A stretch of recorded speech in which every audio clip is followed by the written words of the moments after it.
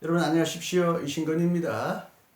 그동안 신천지 교회 사건을 좀 다루고요. 또 코로나 바이러스로 인하여 생겼던 여러 가지 영적인 문제를 다루려고 몇 가지 신앙 묵상을 올리면서 그동안 해왔던 예수의 산상설교 해설이 좀 미뤄졌어요. 오늘 다시 이 산상설교 해설을 시작하게 되어서 기쁩니다. 오늘은 16번째 맹세하지 마라, 맹세하지 마라라는 이 예수님의 말씀을 풀이해 드리겠습니다.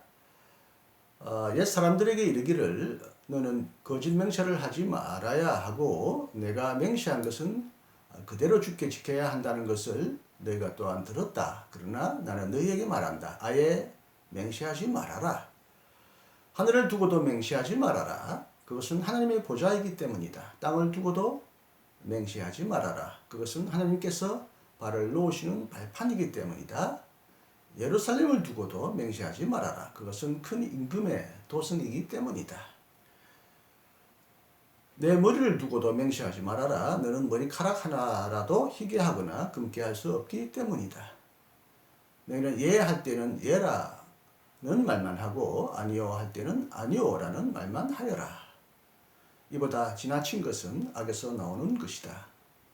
오늘의 본문은 그동안 개정개혁 본문을 쓰다가 표준 세번역을 씁니다. 훨씬 번역이 부드럽고 잘 되었다고 저는 생각하기 때문에 앞으로 가급적 표준 세번역의 본문을 쓰려고 합니다. 옛날부터 사람들은 사역할 때 자주 맹세했죠. 현대인들처럼 옛 사람들도 맹세를 아주 중요하게 생각했습니다. 약속과는 달리 맹세는 자신의 어떤 확신이나 자신의 입장을 주장할 때 더 높은 권세의 이름을 끌어들이는 행위를 말합니다. 대개 고대 사람들은 일반적으로 하나님의 이름을 부르면서 맹세했습니다. 만약 내가 이 약속을 지키지 않으면 하나님의 저주를 받을 것이다.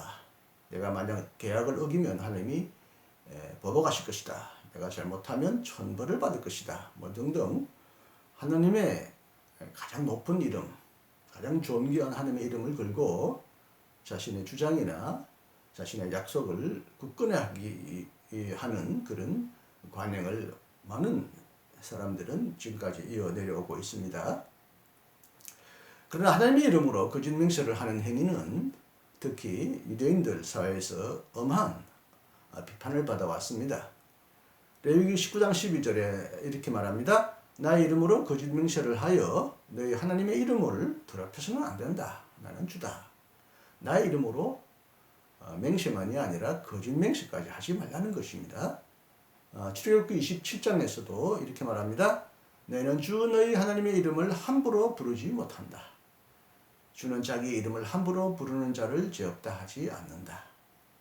특히 동양사회에서는 부모님의 이름도 함부로 부르지 않았습니다. 하물며 만물의 창조자이신 존귀하신 하나님의 이름을 함부로 부른다는 것은 불가능하기 때문에 옛 이스라엘 백성들도 하나님의 이름을 직접 부르지 않고 여호와라든지 고대 사회에서는 엘롬이라고 불렀지만 이를 대체하여 주로 주님, 주라고 불러왔습니다. 이스라엘 백성들은 하나님의 이름을 직접 부르지 않고 다른 것을 끌어와서 맹세해 왔고요. 그렇게 한 맹세는 반드시 지켜야 한다고 생각했습니다. 유대인이 무엇에 걸고 무엇의 권위를 빌려서 맹세했는지는 마태복음 23장 16절부터 22절에 잘 나타납니다. 누문 인도자들아 너희에게 화가 있다. 너희는 누구든지 성전을 두고 맹세하면 아무래도 좋으나 누구든지 성전에 금을 두고 맹세하면 지켜야 한다고 말한다. 어리석고 눈먼 자들아 어느 것이 더 중하냐? 금이냐? 그 금을 거룩하게 하는 성전이냐? 또 너희는 누구든지 제단을 두고 맹세하면 아무래도 좋으나 누구든지 그 제단 위에 있는 제물을 두고 맹세하면 지켜야 한다고 말한다. 눈먼 자들아 어느 것이 더 중하냐? 제물이냐? 그 재물을 거룩하게 하는 제단이냐? 제단을 두고 맹세하는 사람은 제단과 그 위에 있는 모든 것을 두고 맹세하는 것이요, 성전을 두고 맹세하는 사람은 성전과 그 안에 계신 분을 두고 맹세하는 것이다. 또 하늘을 두고 맹세하는 사람은 하나님의 보좌와 그 보좌 위에 앉아 계신 분을 두고 맹세하는 것이다. 여기서 유대인은 성전이나 제단 혹은 성전의 금이나 제단의 예물을 걸고 맹세했다는 사실을 알 수가 있습니다. 하지만 성전과 제단으로 맹세하는 것은 아무래도 상관없다, 지키지 않아도 괜찮고, 성전의 금이나 제단에 올린 예물로 맹세하는 것은 꼭 지켜야 한다는 유대인의 생각은 매우 억측이고 궤변처럼 들립니다. 예수님은 이런 궤변을 아주 통렬하게 반박하십니다. 그렇지만 예수님은 잘못된 맹세 관행을 비판하고 올바른 맹세 방법을 가르치신 것이 아니라 도무지 전혀 아예 맹세하지 말라고 가르치셨습니다. 이런 점에서 예수님의 요구는 매우 독특한 주장이 아닐 수가 없습니다. 그리고 예수님은 맹세를 하기 위하여 걸지 말아야 할 세 가지 대상을 구체적으로 언급하십니다. 하늘, 땅, 예루살렘입니다. 유대인들이 하나님의 이름을 피하려고 할 때, 맹세할 때 하나님 이름 대신에 하늘, 땅, 예루살렘을 즐겨 끌어왔다는 것을 알 수가 있습니다. 그러나 예수님은 예루살렘에 걸고 맹세하는 것도 거부하셨습니다. 왜냐하면 하늘은 하나님의 보좌이고 땅은 하나님의 발판이고 예루살렘은 큰 임금 하나님의 성읍이기 때문입니다. 다시 말하면 하늘도 땅도 예루살렘도 맹세를 위하여 끌어와야 될 대상이 아니라는 것입니다. 하늘은 하나님의 보좌이기 때문이고요, 땅은 하나님의 발판, 옛 성경은 발등상이라고 번역했죠. 예루살렘도 하나님의 성읍이기 때문에 하늘과 땅과 예루살렘을 하나님의 이름으로 대신 그것을 대체하여 맹세하는 것도 불가능하다라고 예수님은 여기서 엄격하게 가르치셨죠. 이러한 맹세 대상은 모두 하나님의 이름을 에둘러 표현하는 것이기 때문에 결국 하나님과 관련을 맺을 수밖에 없습니다. 그리고 만약 사람이 자신이 맹세로 하기 위하여 하나님을 끌어들이고 하나님과 자기 자신의 어떤 신뢰성을 연결한다면 하나님의 존귀함만이 아니라 하나님의 권리, 권한까지도 침해하거나 조작할 수 있는 그런 행위를 저지르는 셈입니다. 그리고 하나님의 이름으로 맹세를 했다가 지키지 않으면 자신의 신뢰성이나 존엄만이 아니라 하나님의 존엄, 위엄도 크게 손상시키는 잘못된 결과를 낳게 됩니다. 또 옛날 사람들은 머리를 두고도 맹세했던 모양입니다. 인간의 몸에 가장 위에 있고 가장 소중하다고 여기고 가장 이성적이라고 생각하는 이 머리 부위를 걸고 맹세해온 습관이 있었던 모양인데 예수님은 머리를 걸고 맹세하는 것도 금지하십니다. 왜냐하면 한 트럭의 머리카락도 변하게 할 수 없다. 오늘날에는 옛날 사람도 그렇겠지만 여러 가지 염색 물질을 통해서 머리털을 다양하게 바꾸곤 합니다. 그러나 이것은 어디까지나 일시적인 것이고 또 얼마 가지 않으면 또 탈색되고 또 염색해야 하죠. 근본적으로 하나님이 창조하신 원래의 머리카락을 근본적으로 인간은 바꿀 수가 없죠. 하나님의 창조 질서를 인간이 완전히 되돌려 놓는다는 것은 불가능합니다. 그리고 이제 인간은 자신의 머리를 믿고 자신을 주장하고 남에게 신뢰를 요구할지 몰라도 자신의 머리도 자신의 지식도 자기도 온전히 통제하거나 장악할 수 없는 연약한 존재입니다. 인간은 언제나 하나님의 통치와 창조 능력에 의존해 있는 연약한 존재입니다. 그러므로 하나님의 권능을 또 인간의 조작 대상으로 삼고 끌어내려는 행위가 되는 이 맹세는 결코 바람직하지 못하다는 것입니다.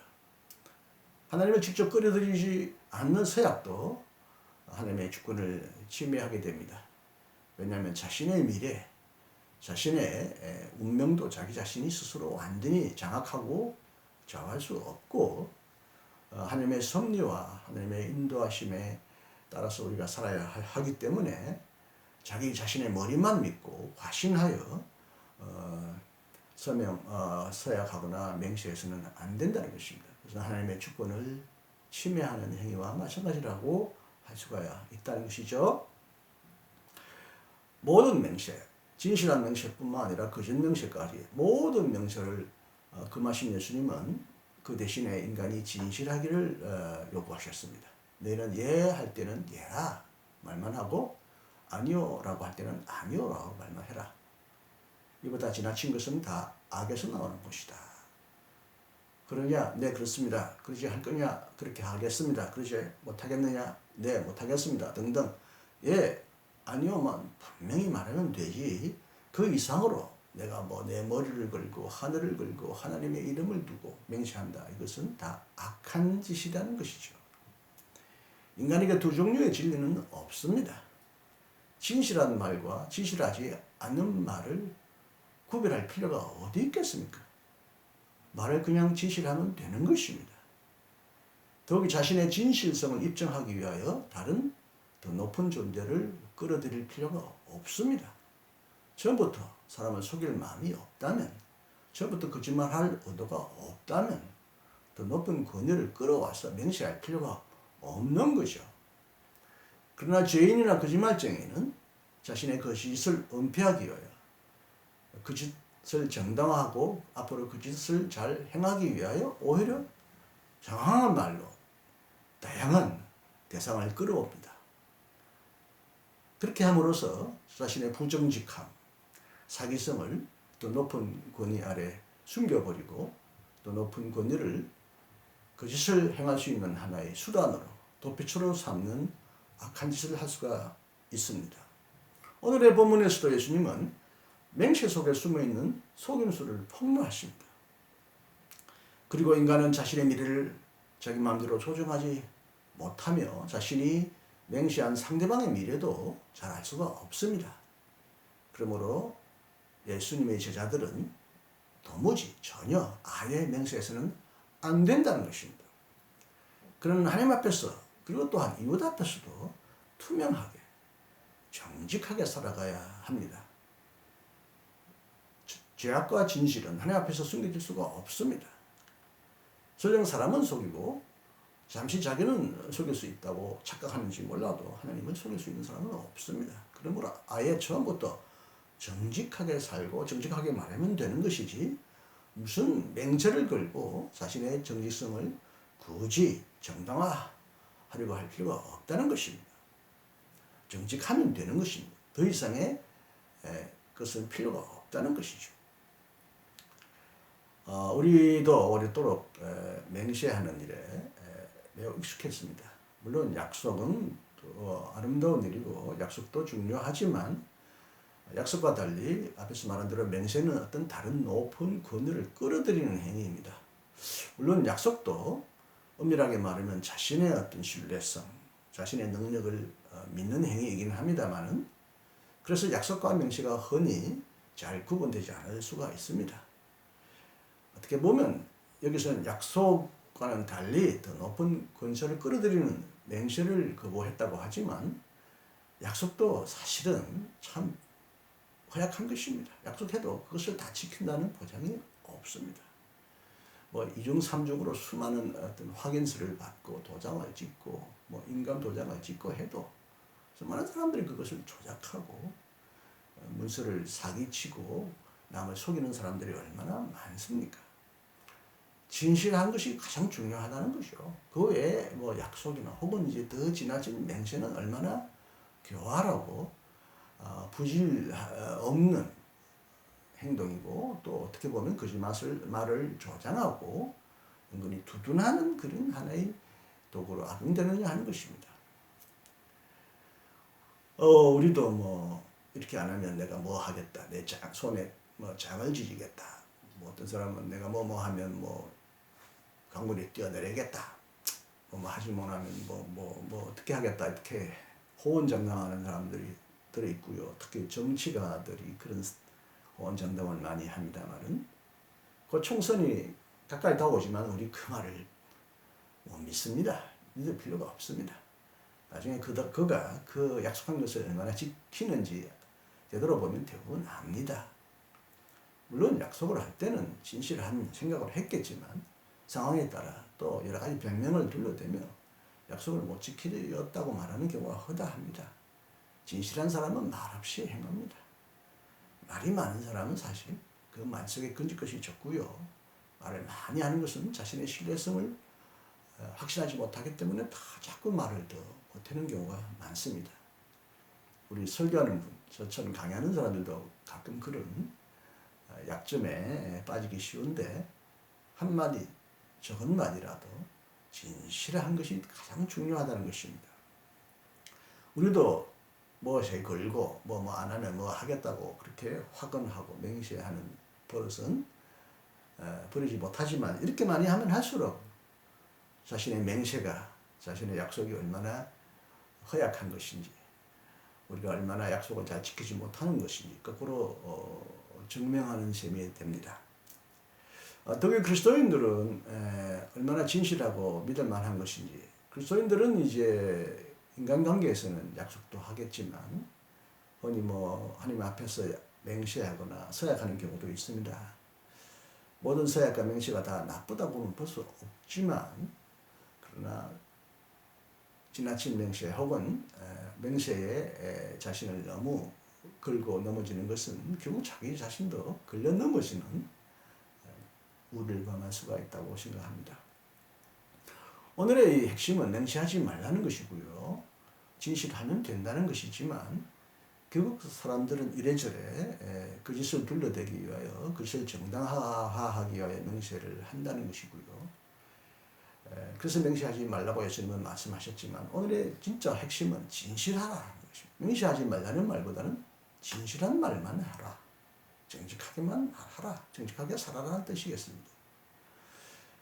제가 여기 유튜브 방송에서 얼마 전에 이신근의 책 읽기에서 스캇 팩의 거짓의 사람들이라는 책을 소개했습니다.